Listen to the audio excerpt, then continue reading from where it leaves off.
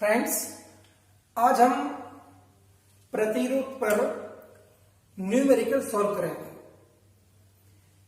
पिछली बार 2019 और 2018 में प्रतिरोध के ऊपर न्यूमेरिकल नहीं आए, तो 90% पढ़ाने वालों ने और पढ़ने वालों ने इस पर माइंड फोकस नहीं किया।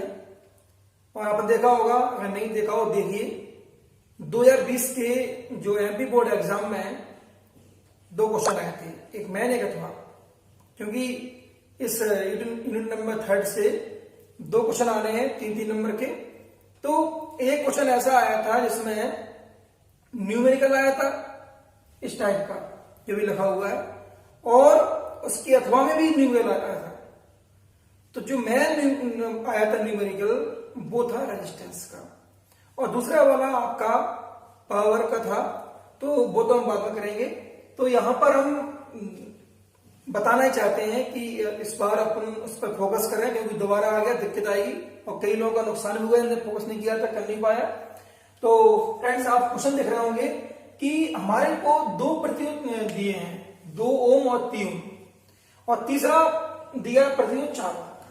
तो इस तरह से 3 हमको दिए प्रतिरोध, और हमें इनको लगाना है श्रेणी क्रम में और समांतर क्रम में। पिछले 2 वीडियो में आप पढ़ चुके हैं कि श्रेणी क्रम में कैसे लगाते हैं, समांतर क्रम में कैसे लगाते हैं।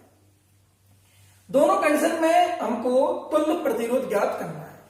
तो यहां पर एक क्वेश्चन 3 नंबर का बड़े आराम से बन सकता है। थोड़ा हम इसको सॉल्व करते हैं। जैसे इसको सॉल्व करेंगे तो आप देखेंगे कि हम पहली कंडीशन के लिए करते हैं, हम कर रहे हैं श्रेणी क्रम के लिए। क्या करेंगे इसके लिए? तीनों प्रतिरोधों को श्रेणी क्रम में लगा देंगे, कुछ नहीं करना है आपको, ठीक है। सपोज करिए ये लग चुके हैं, तो नामकरण कर दिए। 2 ओम का है, दूसरा 3 ओम का है, और तीसरा है 4 ओम का। ओके।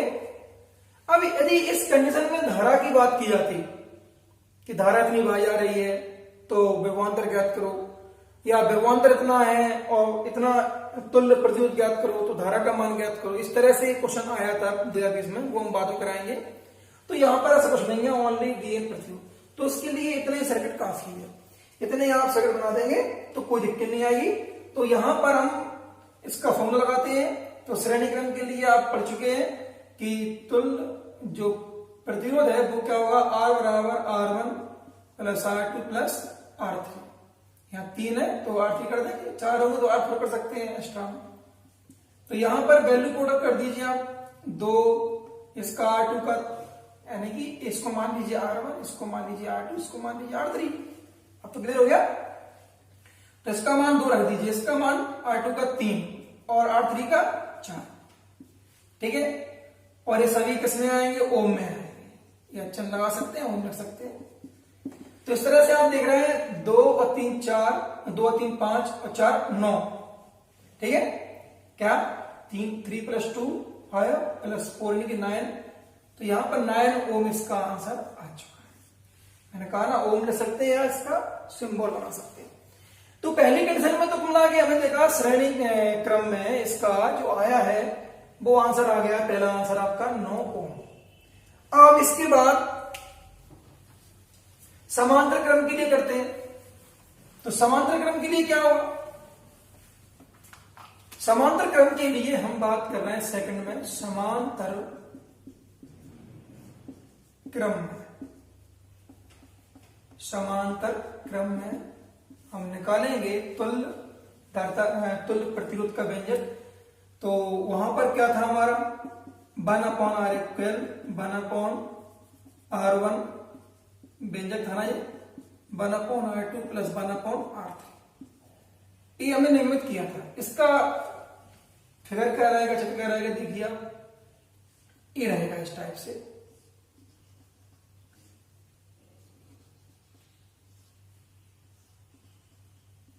ओके, ये हो जाएगा इसका। तो यहां पर लगा दीजिए आप 2 ओम, यहां पे 3 ओम और यहां पे 4 ओम। ओके। सपोज करिए आपका बिंदु P है, ये बिंदु Q है, इन दोनों के बीच हम निकाल लेंगे, है ना, तुल्य प्रतिरोध। तो क्या होगा यहाँ पर, इसे R1 मान लेंगे, इसे R2, इसे R3। तो इस तरह से हम यहाँ पे वैल्यू पुट अप कर देंगे 1/R1। R1 वैल्यू क्या है 2, R2 की 3 और R3 की 4। इस तरह से थोड़ा सॉल्व कर लेंगे तो क्या हो जाएगा 1/R12। यहाँ पर इसको सॉल्व करेंगे तो इसके एलसीएम क्या आएगा, तो 6 और 6 का मल्टीपल 4 से करेंगे तो क्या आएगा 24 आ गया इसका। ठीक है, अब आप देखिए इसको और सिंपल और भी कर सकते हैं आराम से। अगर छोटा करना है तो यहाँ पे ये कॉमन हो रहा है, ये कॉमन हो रहा है, तो अपन डायरेक्ट इसको क्या कर सकते हैं 4 तिया 12, तो और छोटा हो जाएगा, दिक्कत नहीं आएगी, ऐसे कर सकते हैं 12। तो 2 का डिवाइड करेंगे, 2 से डिवाइड करेंगे 12 को, तो यहाँ 6 आ जाएगा, और डिवाइड करेंगे 3 से 12 को, तो क्या आएगा 4, और 4 को डिवाइड करेंगे 4 से डिवाइड करेंगे 12 को, तो 3 आएगा। तो इस तरह से आप देख रहे हैं कि क्या आ गया हमारा, ये हमारा आ गया 1/R12, क्या आ गया 6 और 4 10 और 3 13। तो इस तरह से आ गया 13/12। तो यहां आपका आ जाएगा तुल्य प्रतिरोध क्या आ जाएगा 12/13। ये 12/13 आपका ओम आ जाएगा, सिंबल लगा सकते हैं इसे। ओके, ये आपका आ गया किसमें, समांतर क्रम में। एक बार और चेक कर सकते हैं 12.2, 12.3, 12.4, है ना। और यहाँ पे एलसीएम क्या आएगा 4 तिया 12। ठीक है, 2 से भाग लगाया 12, 2 चौक 12, 3 का भाग लगाया 12 में, 3 चौको 12, और 4 का भाग लगाया 12, 4 तिया 12। ठीक है, 6 और 4 10 3 13, 13/12, यानी कि उल्टा कर देंगे इसको 1/R, तो 12/13 करेक्ट है अपना आंसर। एक बार चेक करना चाहिए एग्जाम में।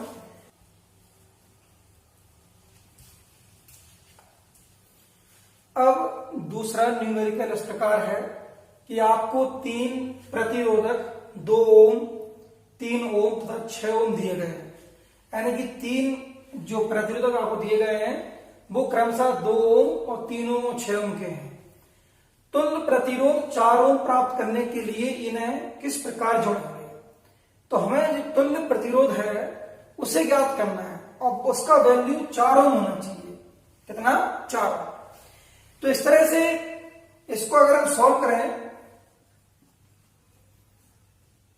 तो सॉल्व करते समय आपकी योजना इस प्रकार होना चाहिए कि जो आप एडजस्ट कर रहे हैं कि सर्किट में तीनों प्रतिरोधों को, तो ये तीनों प्रतिरोधक जब सेट कर रहे हैं तो टोटल जो आपका रेजिस्टेंस आएगा, प्रतिरोध आएगा, उसका वैल्यू 4 ओम होना चाहिए यू। तो हम क्या करेंगे, हम इसमें सबसे पहले कहना जो होगी हमारी कि यहां पर जो 6 ओम और 3 ओम है ना, ये दोनों प्रतिरोधों को हम लगा देंगे समांतर क्रम में। कैसा, समांतर क्रम में। ये लग गए हमारे समांतर क्रम में। ओके, यहां एक वायर निकाल देंगे, बिंदु ए ले लेंगे यहां पर। ओके, अब यहां लिख देंगे हम 3 ओम, यहां लिख देंगे 6 ओम। ये समांतर क्रम में हो गए। और अगला जो बचेगा तीसरा प्रतिरोध 2 ओम का है, उसे लगा देंगे हम श्रेणी क्रम में, यहां बिंदु बी लिख देंगे। तो इस तरह से हमको ए और बी के बीच में तुल्य प्रतिरोध जो है ना उसका वैल्यू 4 ओम ज्ञात करना है।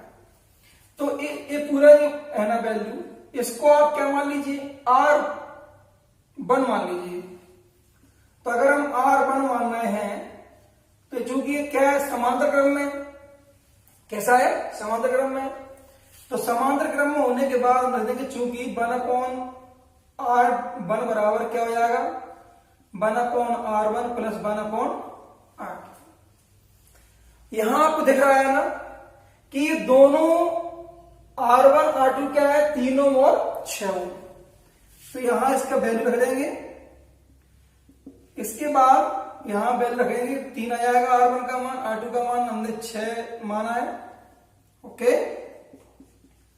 इस तरह से 1/R1 बराबर हो जाएगा आपका एलसीएम 6 जाएगा, 3 दूनी 6 और 6 एकम 6। इस तरह से आपका आ जाएगा 1/R1 इक्वल 2 और 1 3 हो जाएगा 3/6। और यहां पर R1 इक्वल हो जाएगा आपका क्या, एक कट जाएगा 1/2 आएगा। इसको उल्टा करेंगे तो क्या आएगा, R1 इक्वल आएगा 2। तो यहां आप देख सकते हैं कि इतने का जो वैल्यू है वो 2 ओम आ गया। कितना आ गया, 2 ओम। तो हम क्या करेंगे, अब इसका थोड़ा फॉर्मेट चेंज कर देंगे। यहां से हम इसको यूं लिख देंगे, देखिए ठीक है। तो इसका वैल्यू आ गया 2 ओम, तो 2 ओम यहां लिख दो, पहले 2 ओम तो है ही, ठीक। अब इसके बाद इतना आप सॉल्व कर लोगे, फिर आप क्या करना, उसके बाद आप ये एक चूंकि सीरीज है तो सीरीज के लिए क्या करेंगे, capital R equal R1 plus R2। इसे क्या माना था हमने, R1, इसे क्या मानेंगे R2। तो इस तरह से सीरीज में क्या आ जाएगा, 2 ओम प्लस 2 ओम बराबर क्या आ जाएगा, 4 ओम। और यही हमें बताना था। तो कुल मिला के लास्ट में इतना, मतलब इतना जब हो जाए तो आप लास्ट में लिख देना कि इस तरह से स्पष्ट है कि हमें 3 ओम और 6 ओम के प्रतिरोधक समांतर क्रम में एवं 2 ओम का प्रतिरोधक श्रेणी क्रम में लगाना होगा। ओके, इस तरह से हमारा ये न्यूमेरिकल सॉल्व हो जाएगा। क्वेश्चन नंबर जो 3 है ना, यानी कि हमारा तीसरा जो न्यूमेरिकल है, यह बहुत मोस्ट है, क्योंकि यह इस बार 2020 एमपी बोर्ड एग्जाम में पूछा गया था। आप देख रहे हैं कि इसमें जो मैंने चित्र बनाया है, तो ये एग्जाम में चित्र सहित पूछा गया था, बिल्कुल स्पष्ट जैसा मैंने लिखा है, बिल्कुल ऐसा ही एग्जाम में आया था। तो इन्होंने कहा है कि 4 ओम और 3 ओम, यानी कि 3 हमारे हैं प्रतिरोधक, वो चित्र के अनुसार 10 वोल्ट की बैटरी के साथ जुड़े हुए हैं। आपको दिख रहा है, ये लगा 4 ओम का, ये लगा 3 ओम का, ये लगा 10 वोल्ट की जो रही आपकी बैटरी। अब उन्होंने पूछा क्या है कि परिपथ का तुल्य प्रतिरोध ज्ञात करना। क्या ज्ञात करना, परिपथ का तुल्य प्रतिरोध। और जब आपका तुल्य प्रतिरोध आ जाए तो आपको उसके बाद धारा का मान ज्ञात करना है, यानी कि आई का वैल्यू निकालना है। तो आप देख रहे हैं कि यहां पर हमें V का वैल्यू दिया है, यानी कि V यानी कि विभवांतर का मान दिया है 10। ओके, R हम निकाल लेंगे, बस V बराबर IR ओम के नियम से लगा देंगे हम। तो यहां पर देखिए आप तुल्य प्रतिरोध की हमने आप इसके पहले सवाल कर चुके हैं कि सबसे पहले ये समांतर क्रम में है, इसलिए पहले इनको सॉर्ट आउट कर लो। और ये आपका 3 ओम क्या है, श्रेणी क्रम में। तो इस तरह से आपका R इक्वल क्या हो जाएगा, R इक्वल हो जाएगा R1 प्लस R2। इसे आप R1 मान लीजिए, इसे मान लीजिए R2। जब ये सॉल्व होकर R1 का मान निकलेगा तो इसकी सीरीज में आएगा, क्योंकि इसकी सीरीज में आएगा तो मतलब जुड़ जाएगा। तो मैं डायरेक्ट इसको ट्रिक से किया है। तो यहां पर इसे मान लिया हमने स्मॉल R1, इसे मान लिया स्मॉल R2। तो इस तरह से यहां पर R1 इंटू R2 बटे R1 प्लस R2, इस तरह से फॉर्मूला बन जाता है किसके लिए, डायरेक्ट समांतर क्रम के लिए। और प्लस आपका R2 तो है ही, R2 का मान कितना है, 3 ओम है। ओके, अब इसके बाद हम R1 R2 यानी कि 4 और 4, तो R1 का वैल्यू 4 और R2 का वैल्यू 4, तो 4 इंटू 4 अपॉन में 4 प्लस 4 प्लस 3।